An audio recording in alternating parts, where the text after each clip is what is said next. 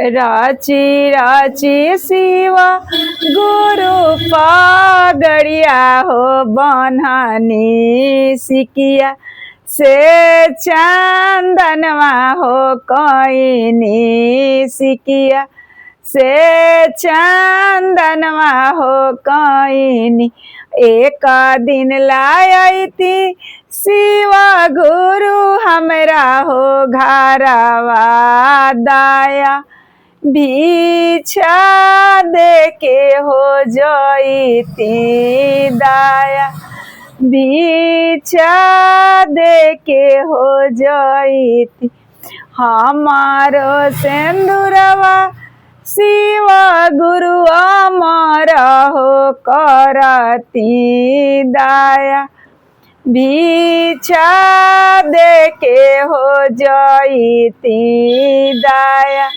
भीछा दे के हो जईती हमारो गोदिया शिवा गुरु अमर हो करती दाया भीछा दे के हो जईती राची राची शिवा गुरु पगड़िया हो बन्हनी सिकिया से चंदनवा हो कईनी सिकिया से चंदनवा हो कईनी एक दिन लायती शिवा गुरु हमरा हो घरवा दाया भीछा दे के हो जईती दाया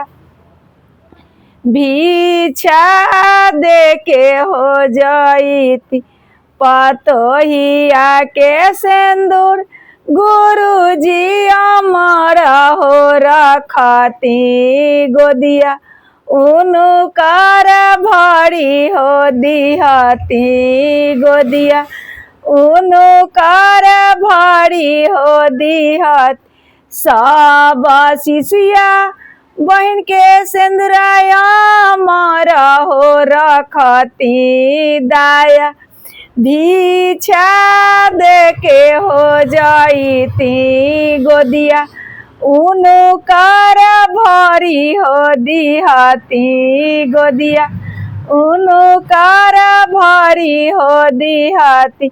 नमः शिवाय शंकर भगवान के चरणों कम में प्रणाम। शिव गुरु पार्वती माई सब लोग के प्रणाम। हरिंदर भैया लीलम दीदी के प्रणाम।